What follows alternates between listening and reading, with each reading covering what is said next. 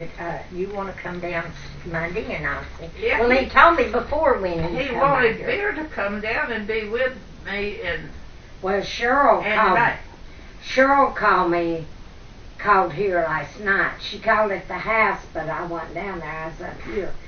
And she was telling me that she'd be up here between 11 and 11:30. Yeah. And so he must have canceled it this morning. And then he forgot to call.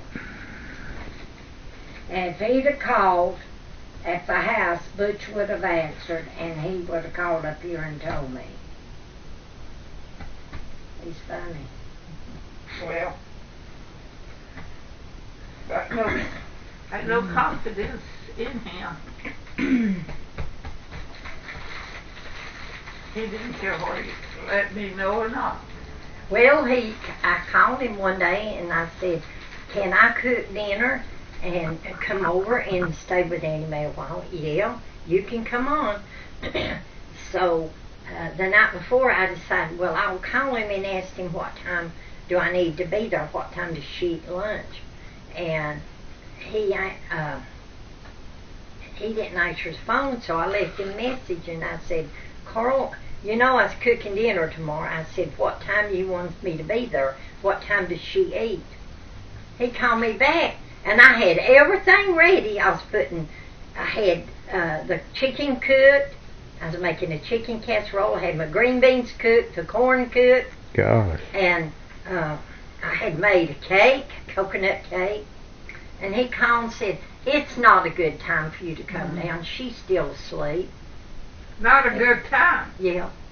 It's Now, what about because that? he didn't want to get her up. Now, you know what? That's what it was, and get her I dressed. said, okay. That's fine with me. I said, is she sick? And he said, she just didn't have a good night last night, so I guess it's better you don't come. Uh-huh.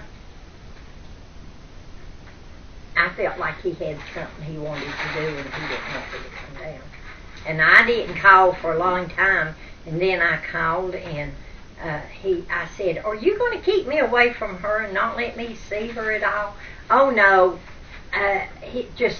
she has to be feeling good before you can come. I quit calling. I don't do that anymore. I call when I know Cheryl's there. He shouldn't do her family like that. Now he does. Well, she told me. Well, I called the other day and nobody answered the phone.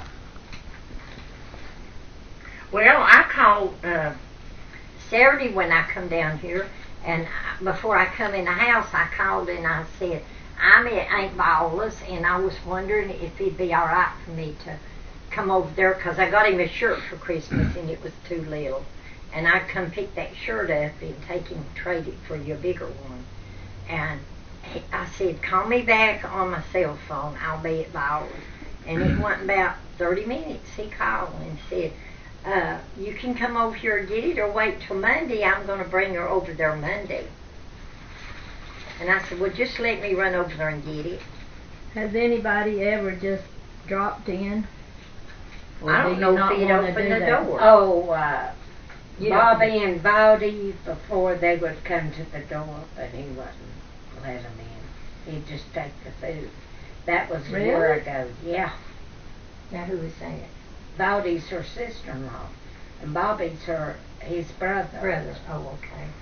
Well, they don't call it Bobby. They don't call it Bobby's wife.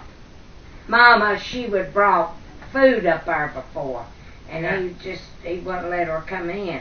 No. Now I know what they told me. He don't think he needs help. Well, eventually he's going to have some help. no, he's depending on Cheryl all the time, ain't he? To do it. Yeah. Well, it runs ragged. She quits over there about 6 o'clock, and she has to drive down the mountain. She gets up there between 7 or 7:30, and she has to give her a bath and cook a supper and wash the dishes.